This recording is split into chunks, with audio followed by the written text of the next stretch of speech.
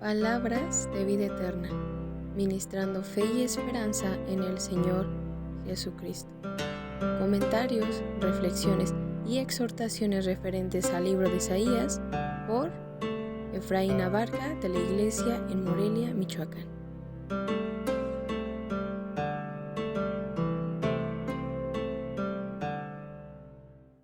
Buen día, Dios les bendiga. El día de hoy quiero compartir en el capítulo 19 de este libro de Isaías y quisiera comenzar leyendo los versículos del 22 hasta el 25. Isaías capítulo 19, versículos 22 al 25 dice: Y herirá Jehová a Egipto, herirá y sanará, y se convertirán a Jehová, y le será clemente, y lo sanará. En aquel tiempo habrá una calzada de Egipto a Asiria, y asirios entrarán en Egipto, y egipcios en Asiria. Y los egipcios servirán con los asirios a Jehová. En aquel tiempo Israel será tercero con Egipto y con Asiria, será bendición en medio de la tierra, porque Jehová de los ejércitos los bendecirá, diciendo: bendito el pueblo mío Egipto, y el asirio, obra de mis manos, e Israel mi heredad.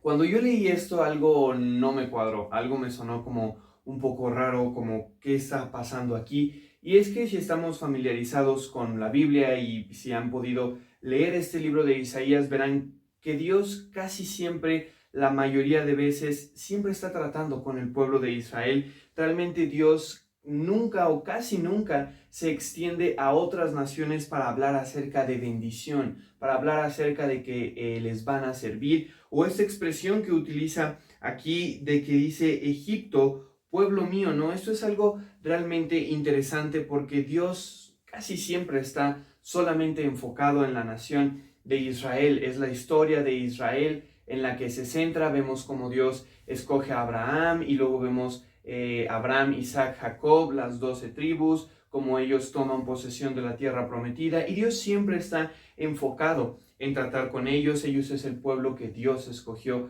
para bendecirlos, para trabajar con ellos, para ser su Dios. Todos los pueblos tenían sus otros dioses, pero Dios era el Dios de Israel. Y cuando leo esos versículos algo suena un poco raro, suena como muy, no muy cuerdo, ¿no? Como Dios diciendo que el egipcio es suyo y que el asirio es suyo. Esto es algo realmente interesante, pero debemos recordar que este libro de Isaías tiene un carácter mundial, y realmente toda la Biblia tiene un carácter mundial. A pesar de que Dios efectivamente ha tratado con el pueblo de Israel, Dios nunca ha sido, vamos a llamarlo así, discriminador, ¿no? Y encontramos ejemplos en la misma Biblia de personas que quisieron buscar a Dios y lo encontraron. Un claro ejemplo de esto es Rahab. Ella era del pueblo de Jericó, ella no era perteneciente al pueblo de Israel, y sin embargo ella comienza a adorar a Jehová y ella se vuelve parte del pueblo de Israel, y no por eso vemos a Dios diciéndole: no, tú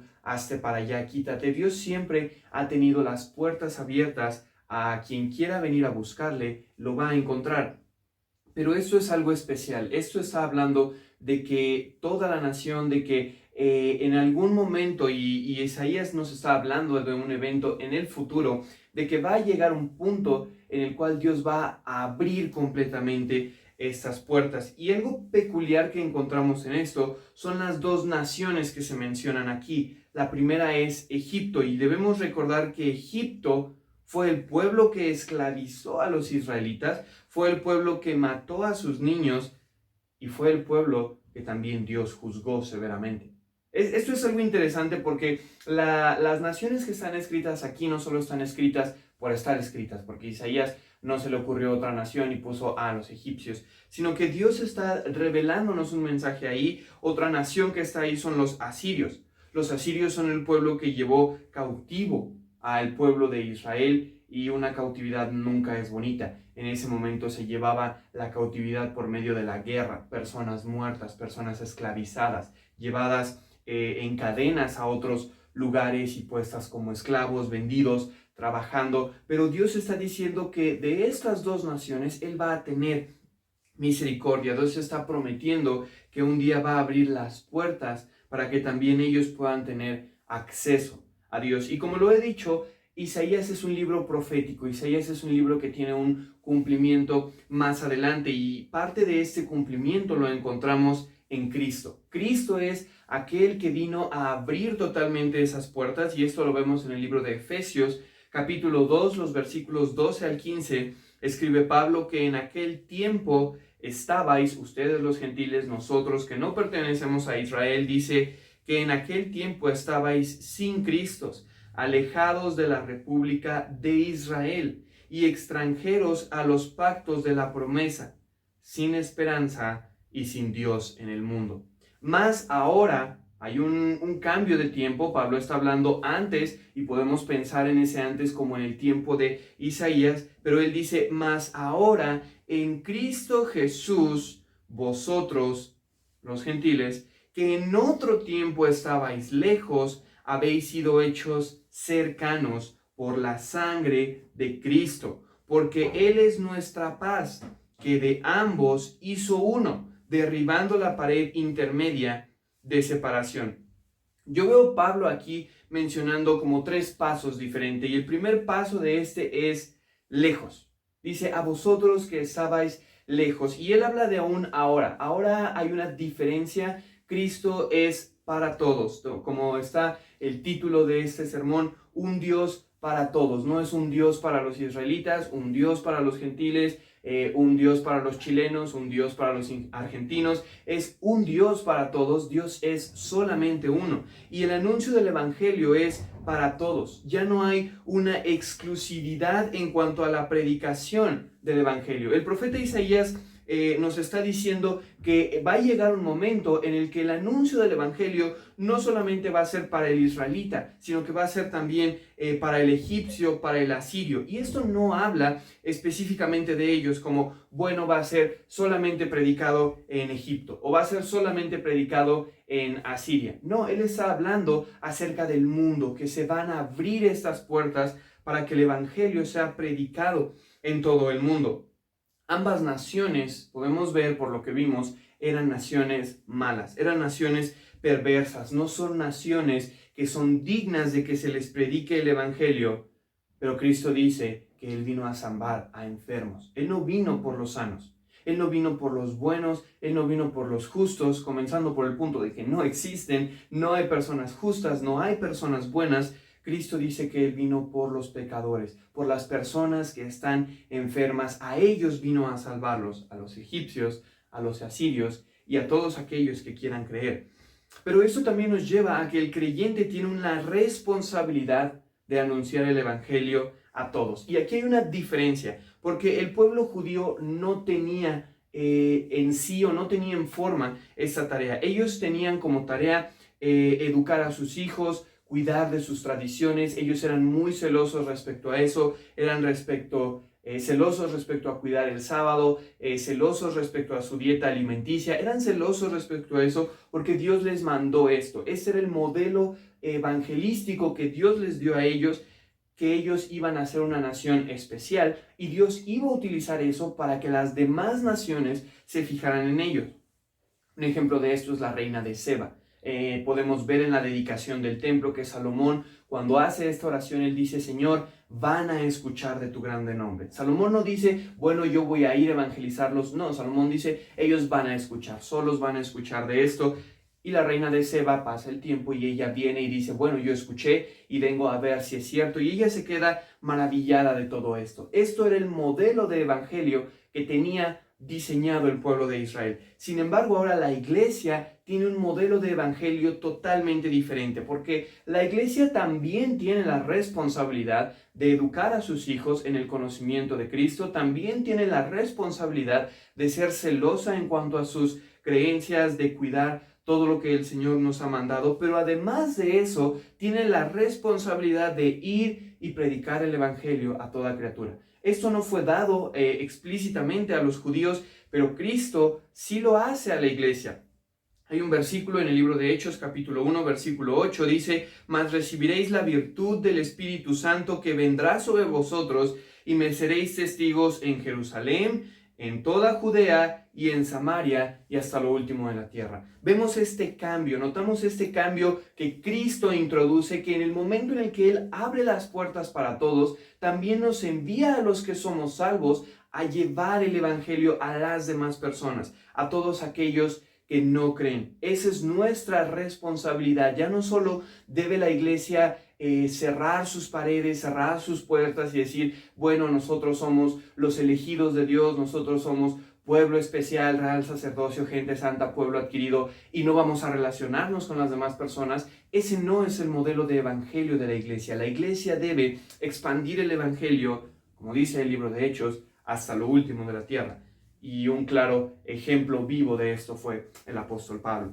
Pero otro estado que encontramos en este libro de Efesios es que somos hechos cercanos. Y esta palabra cercanos podemos verla también como salvos. Hemos sido hechos salvos. Hemos sido salvados de este paganismo en el que vivíamos. El apóstol Pablo dice, ustedes estaban sin esperanza, sin Dios en el mundo, perdidos. Y yo no quiero tratar de ofender a nadie, pero yo quiero decir, catolicismo no es cristianismo. Catolicismo es paganismo, es seguir enseñanzas de hombres, es seguir lo que hombres han dicho, lo que ellos en su opinión creen, con base en ideas de ellos, de lo que creen que puede ser que quizá diga la Biblia. Eso no es seguir a Dios. Y principalmente quizá algunos de nosotros seguimos en un pasado algo que no era Dios, algo que no era la palabra de Dios. ¿Cuántos de nosotros realmente antes perdidos de veras escudriñábamos las escrituras, de veras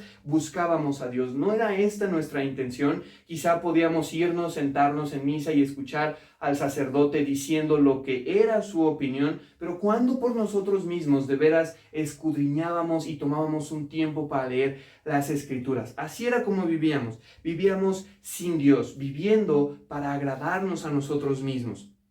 Vivíamos en este paganismo y Pablo dice, de esto hemos sido salvos. Vivíamos sin Dios, vivíamos sirviéndonos a nosotros mismos. Nosotros éramos nuestro propio Dios y por ende condenados por la ira de Dios. Pero Pablo presenta ahora un medio, llamémoslo así, un puente por el cual podemos pasar de ese paganismo a Dios, acercarnos al Dios verdadero. Y ese puente es la sangre de Cristo Jesús. Dice que por medio de la sangre de Cristo es que nosotros podemos llegar a Dios. No hay otra manera de allegarnos a Dios, no hay otro sacrificio, no hay otra forma. Si prestamos atención aquí, Pablo no dice que es por medio de la ley que nos vamos a llegar a Dios. Pablo no dice que es por medio de la religión judaica que vamos a llegar a Dios, cuanto menos de otras religiones. Pablo no presenta nada como ese puente. Ese puente es la sangre de Cristo Jesús. Solamente por la sangre de Cristo es que alguien puede ser salvo y allegarse a Dios aún estando lejos. La sangre que Cristo derramó en el Calvario es lo único que puede hacer que nosotros nos acerquemos por medio de la fe en esa sangre. No hay nada más, no hay otra opción, no hay ninguna manera en la que podamos acercarnos, sino solamente por la sangre de Cristo. Entonces ya pasamos estos dos estados, ya vimos que es lejos, ya vimos que es cerca, ahora salvos, pero Pablo menciona algo ahora un poco más profundo y él dice uno. Dice, ya no hay judío, ya no hay gentil, ya no hay asirio, ya no hay egipcio. Al final de este versículo en Isaías menciona a los tres como formando parte de un solo grupo y Pablo dice uno.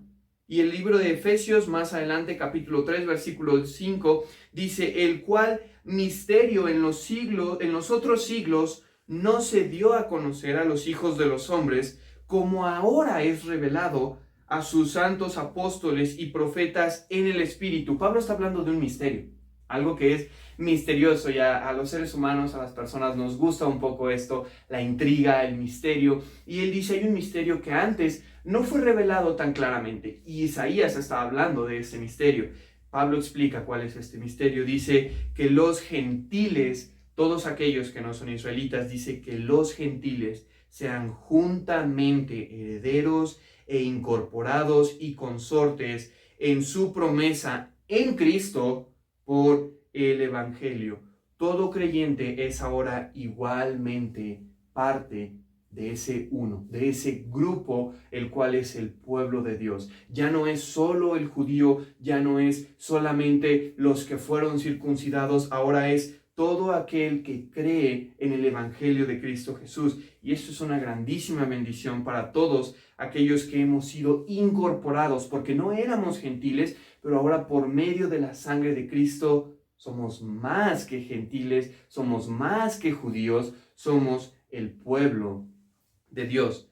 Esto es lo que tenemos en este versículo de Isaías. Tenemos esta promesa que quizá en el tiempo de Isaías no se cumplió del todo, pero vemos que ahora en Cristo esta puerta está abierta para todos. Y no solamente está abierta para todos, debemos nosotros, los que hemos creído, buscar, llevar esta oportunidad, ese evangelio a todos aquellos, porque ahora tenemos esa libertad de que con confianza podemos decirle a alguien, si tú crees en Cristo vas a ser salvo. ¿Por qué? Porque la Biblia es lo que dice. Y nosotros que ya hemos sido salvos, tenemos esta bendición. El Señor prometió desde hace más de 2700 años que llegaría un momento en el que todos los pueblos y naciones podrían acercarse a Él. Y ese tiempo se cumplió en la muerte de Cristo, en donde la pared que nos separaba de Dios, que nos hacía estar fuera y alejados de Dios, fue rota. Se rompió, se deshizo esa pared por medio de la muerte de Cristo, para que los que estábamos fuera ahora pudiéramos también acercarnos a Dios, pudiéramos también adorar a Dios, el único Dios verdadero. Pero la única manera en que nosotros podemos llegar a ser parte de esa nación, la única manera en la cual nosotros podemos llegar a Dios es por medio de la sangre que Cristo Jesús derramó en esa cruz del Calvario, por medio de la fe en Él. No hay otra manera. Esperamos que este video haya sido de edificación y exhortación. Y si te fue de bendición, compártelo. Ministerio Palabras de Vida Eterna, ministrando fe y esperanza en el Señor Jesucristo.